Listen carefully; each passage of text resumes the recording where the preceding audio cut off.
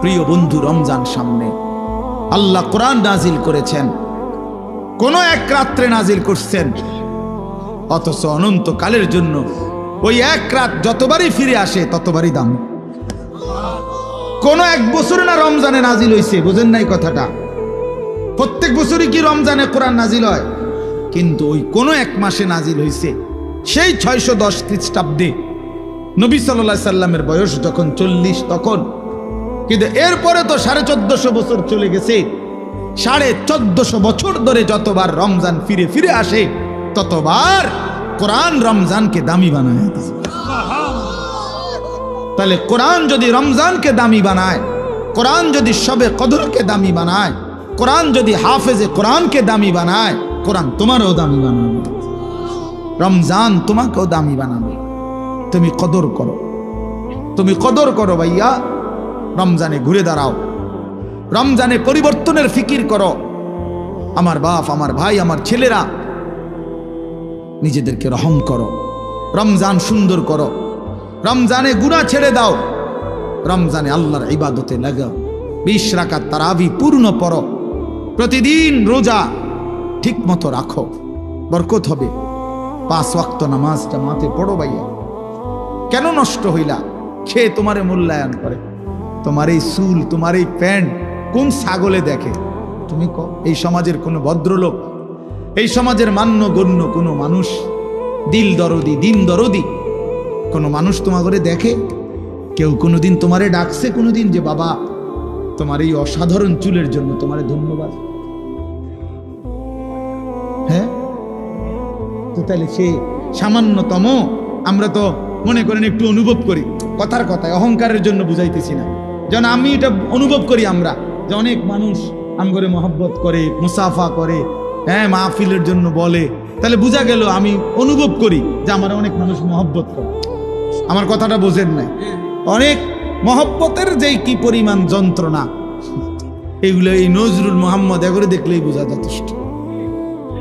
গমে আশিকি তেরা শুকরিয়া, এইটার অর্থ এইটা। গমে আশিকি মানে হইল ভালোবাসার বেদনা, ভালোবাসার যন্ত্রণা, মহব্বতের যন্ত্রণা। আল্লাহ তেরা শুকরিয়া মানে বুঝায় যে তোমার রাস্তায় যতবার যত দুঃখ পেয়েছি, তোমারে ভালোবাসতে গিয়ে সবকিছুর জন্য তোমার শুকর যে আল্লাহ তোমার রাস্তায় দুঃখ বেদনা জামিলার মিলছে। তো এই জন্য ভাইয়া তোমার তো এটা অনুভব করা উচিত, তোমার তো এটা ভাবা উচিত যে আমি যে প্রতিনিয়ত চুল পাল্টাইলাম, ডিজাইন পাল্টাইলাম, ফ্যাশন পাল্টাইছি, তো মানুষে আমারে কি তা কয়? আমি তো অনেক সময় বলি যে তোমাদের সমবয়সী ছেলেরা যখন তোমারে বলে দোস্ত তোরে সেরকম লাগে, তো তুই জিগাও না কা কি রকম?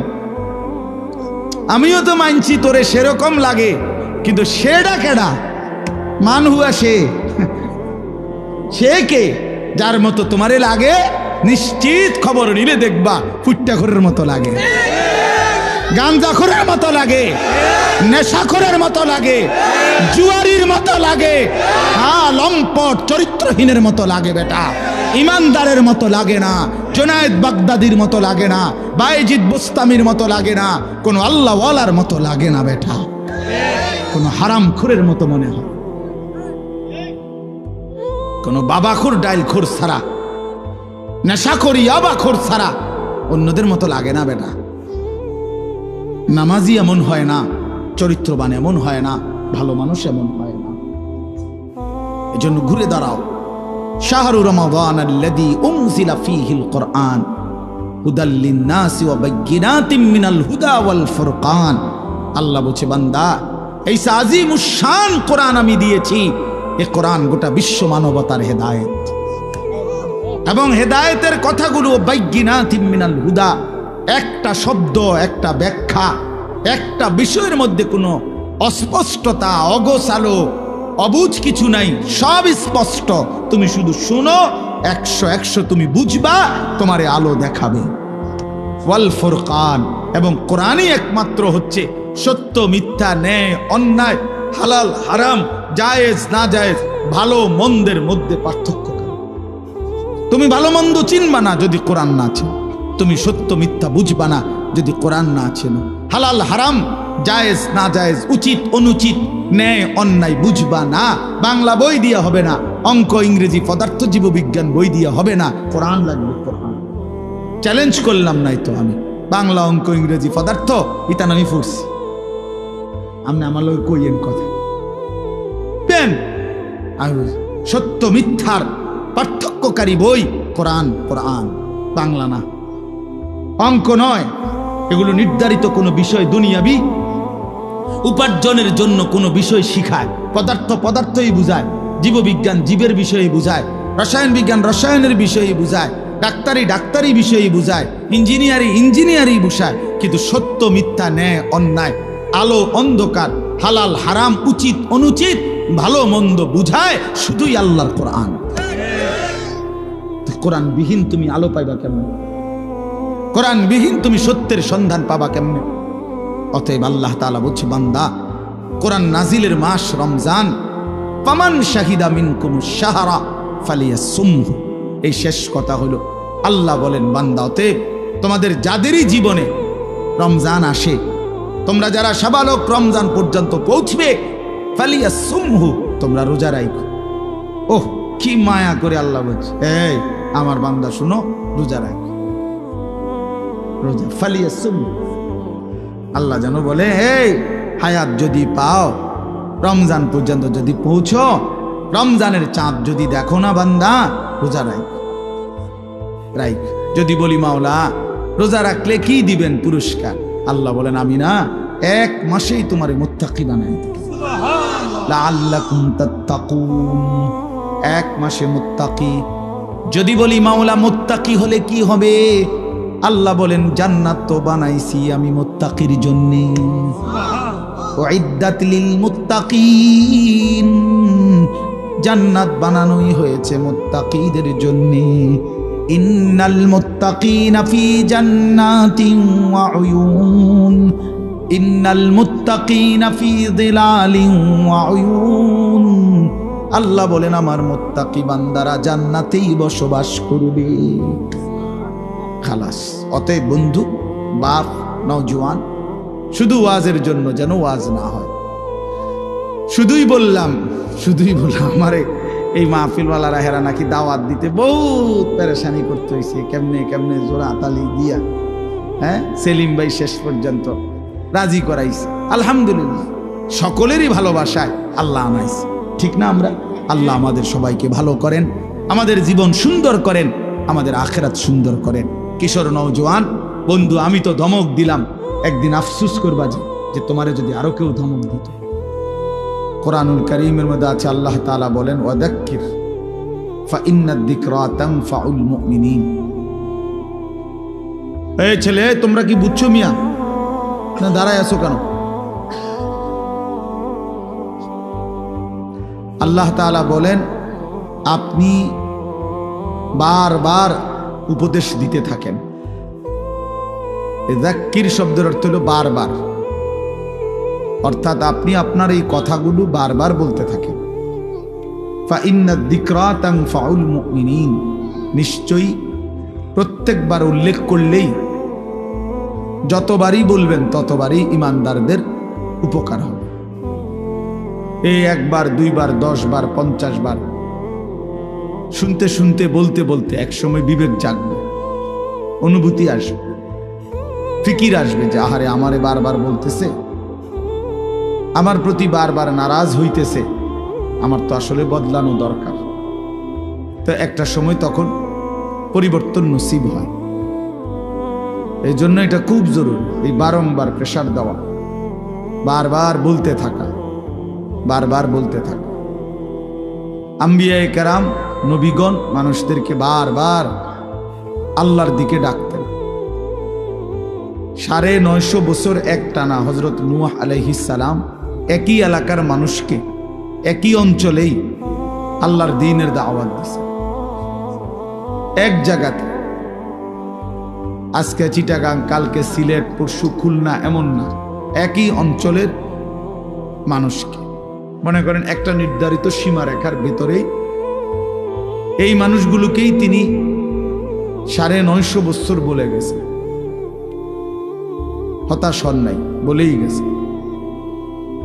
আমাদের নবী সাল্লাল্লাহু আলাইহি ওয়াসাল্লাম যখন তায়েফের ময়দানে প্রথমবার কালেমার দাওয়াত দিছেন, তখন সবাই প্রত্যাখ্যান করছে, কেউ গ্রহণ করে নাই নবীজির কালেমা, কেউই ঈমান আনে নাই, বরং সবাই নিজেদের বাচ্চা ছেলে পেলেদেরকে লেলায়ে দিছে, পাথর মেরে আল্লাহর নবী সাল্লাল্লাহু আলাইহি সাল্লামকে তাড়ায় দিছে।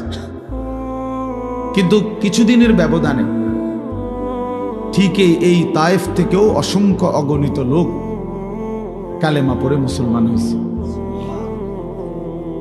এবং খন্দকের যুদ্ধের সময় এই তায়েফের একজন সাহাবীর বুদ্ধিমত্তায় খন্দকের বিজয়ের অনেক বড় সহযোগিতা, সাপোর্ট হয়েছে।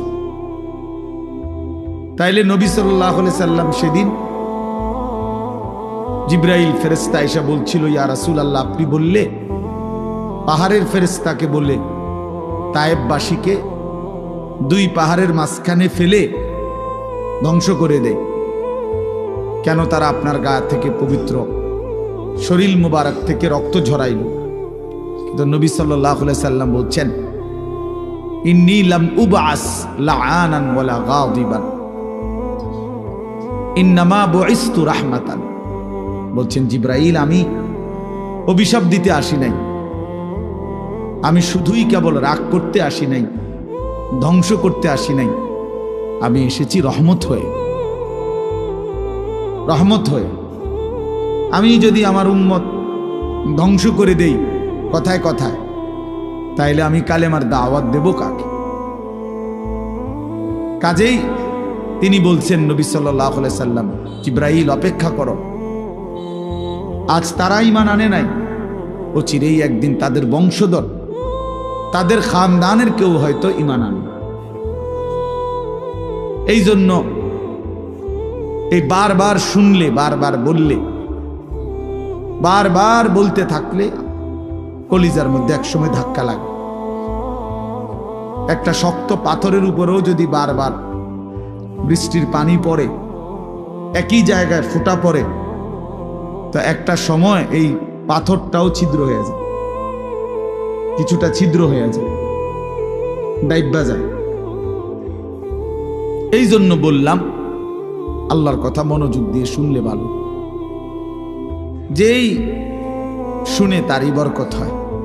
শুক্রবারে জুমার নামাজের বয়ান মনোযোগ দিয়ে শুনলে ধারাবাহিক 52 সপ্তাহ, 1 বছরে, তো মানুষের জিন্দেগি পরিবর্তন হয়। এরপরে এরকম ওয়াজ মাহফিলে উলামায়ে কেরামের নসিহত তোমরা ছেলেরাও যদি আলাদা আলাদা মনোযোগ দিয়া শুনো, একটা সময় দেখবা তোমার জিন্দেগিও সুন্দর হবে। গুনায় ভরা জিন্দেগি বাপ সুন্দর না। কোনো পাপী, কোনো নাফরমানকে কেউই ভালোবাসে না, সম্মান করে না, এবং প্রত্যেক অপরাধী নিজের কাছেও লজ্জিতই থাকে।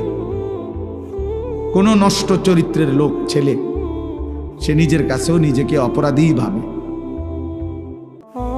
নিজের একাকিত্ব হলেও মনে পড়ে যে কাজটা ঠিক না, কাজটা অন্যায়। নারী দেখা, ছবি দেখা, নাচ গান, উলঙ্গ দৃশ্য, জিনা, ব্যভিচার, মদ, জুয়া, এই হারামের মধ্যে যারা পড়ে আছে, সে একাকিত্বে মনে পড়ে, তার বুঝে ধরে, সেও ভাবে যে কাজটা সুন্দর না। তাহলে এই জন্য কোনো পাপী, কোনো অপরাধী, কোনো নাফরমান মানুষের কাছেও সম্মান পায় না, নিজের কাছেও নিজে ইজ্জত পায় না, নিজের বিবেকেরও দংশন হইতে থাকে। এই জন্য আমি বললাম, গুনাহ, নাফরমানি ইজ্জত দেয় না, সম্মান দেয় না, প্রিয় বানায় না, বরং কিতাবের মধ্যে আছে বুগদাতুন ফি কুলুবিল খালক, প্রত্যেক গুনাহ মানুষের অন্তরে ঘৃণা তৈরি করে। প্রত্যেকটি গুনাহের কারণে বান্দা আল্লাহ তাআলার রহমতের নজর থেকে দূরে সরে যায়।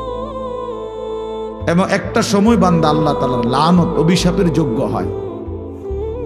ফলে তখন আল্লাহ যখন কারো উপরে লানত বর্ষণ করে তো গোটা সৃষ্টি তাকে ঘৃণা করে। এই জন্য তোমরা ছেলেরা মনে রাখো, আমি আজকে ওই আসরের আগে এক জায়গায় বলছি এই কথাটা, তোমরা অনেক ছেলে আছো, একটা মিনিট ভাইবো এই কথাটা, যে তুমি মনে করো দিন রাত মোবাইলে নারী ছবি অশ্লীল দৃশ্য দেখো, কখনোই এক ওয়াক্ত নামাজ পড়ো না, কোনোদিন ফজরের নামাজ পড়ো না, নাচ গান নাটক সিনেমা ছবি এই নিয়েই তোমার রাত কাটে, দিন কাটে, সময় কাটে, অথচ কেউ তোমারে ডাকে না। তোমার মা, তোমার বাবা, তোমার গ্রামের কেউ কারো তোমারে নিয়ে কোনো মাথা ব্যথা নাই যে ছেলেটা যে আমাদের চোখের সামনে নষ্ট হয়ে যাচ্ছে, চরিত্রহীন হয়ে যাচ্ছে, ফেরাইবার জন্য কারো চেষ্টা নাই, কারো মানসিকতায় নাই। কারণটা কি?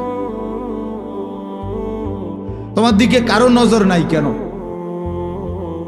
তোমার মা বাবা কারোই কোনো ফিকির নাই কেন? এর মূল কারণ হলো এইটাই, মনে রাখো, যে বুঝো বুঝলা, মনে রাখবা যে মূল কারণ হলো গুনাহ যখন মাত্রাতিরিক্ত হয়ে যায় তখন আল্লাহর লানত বর্ষিত হয়। আর তোমার উপরে আল্লাহর লানত পড়ছে দেখা, খোদার লানত, খোদার গজব পড়ছে দেখা আর তোমারে কেউ ডাকে না, তোমার দিকে কেউ ফিরেও চায় না, তোমার দিকে আর কেউ ফিরে চায় না। আহা, তোমারে আর কেউ বাঁচাইতে ফিরাইতে চেষ্টা করে। এইটা হলো লানত অভিশাপের বহিঃপ্রকাশ। নুওয়াল্লিহি মা তাওয়াল্লা ওয়া নুসলিহি জাহান্নাম ওয়া সাআত মাসীরা। আল্লাহ বলছে, আমার রাসূলের বিরুদ্ধাচরণ যে করে, আমার ইমানদার মুমিন বান্দা যে পথে চলে, তার উল্টো পথে যে চলে, তো আমিও তাকে সেই উল্টো পথেই চালাইতে থাকি এবং এই উল্টো পথেই একদিন তাকে আমি জাহান্নামে ফেলে দেব। কোরআন শরীফ। মানে আর কোনোদিন ভাও করবে না ওই এই নারী ছবি মদ জুয়া চুরি ডাকাতি জিনা ব্যভিচার সুদ ঘুষ সিটারি বাটপারি, এই শেষ, এই জিন্দেগি। এভাবেই একদিন মৃত্যু হয়ে যাবে আর ফেরেশতা একটা লাথি দিয়া জাহান্নামে ফেলবে। যা, ফেরেশতা বলবে যা না ফরমান, এই জিন্দেগি আর ফিরবে না, ফিরার তৌফিক হবে না। এটা অভিশপ্ত জীবন, মালউন, অভিশপ্ত, যারে কেউ ফিরায় না। আমি আজকেও বললাম, আমার মায়ের বয়স 75 বছর হইল, আমার আম্মার বয়স, আমার বয়স 44 বছর, আমার ওয়াজের বয়স আজকে প্রায় 21 বছর 22 বছর। আমার 4টা সন্তান আছে, তা আমার মা এখনো আমারে জিঙ্গে ফুত নোয়াজ উঠছিল,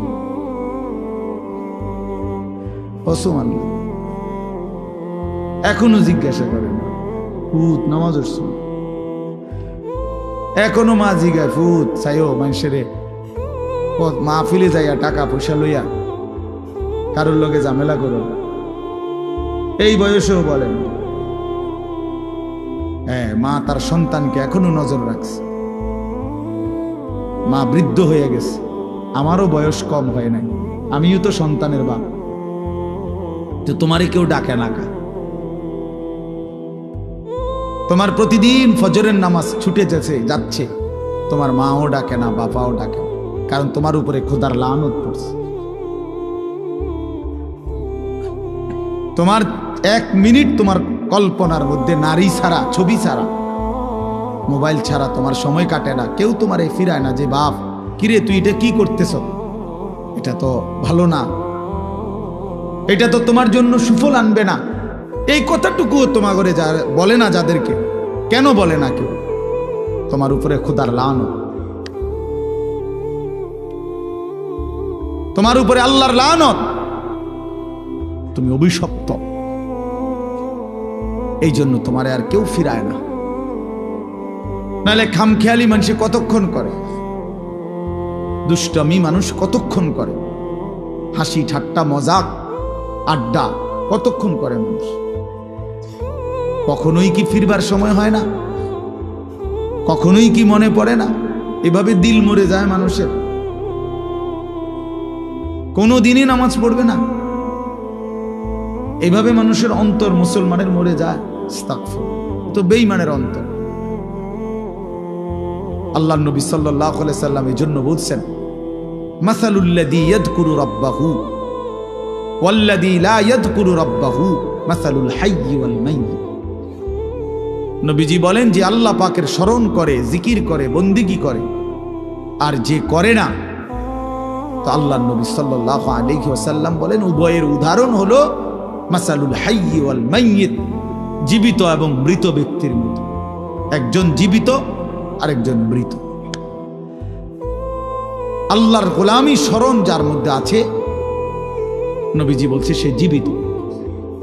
আর আল্লাহর বন্দিগি যার মধ্যে নাই, আল্লাহর স্মরণ নাই, সে মৃত।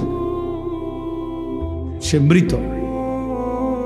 আল্লাহর নবী সাল্লাল্লাহু আলাইহি সাল্লাম বলেন, ইন্নাল্লাযী লাইসা ফি জাওফিহি শাইউম মিনাল কুরআন কাল বাইতিল খারিব।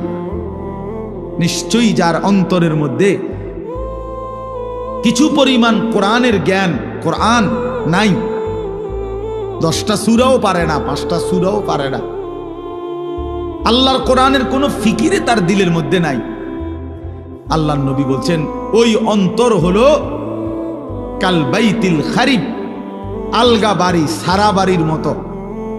যেই বাড়ি মানুষ এখন আর বসতে কাজে ব্যবহার করে না, হয়তো এটা পুরান বাড়ি ছিল আগে, অন ভাঙ্গা টেঙ্গা গেছে, বেড়া টেরা পড়িয়া গেছে, টিন খুইয়া গেছে, দরজা ভাঙ্গা গেছে, সারা বাড়ি আর কি, আলগা বাড়ি, বিরান ঘর, যে ঘরে আর থাকে না এখন।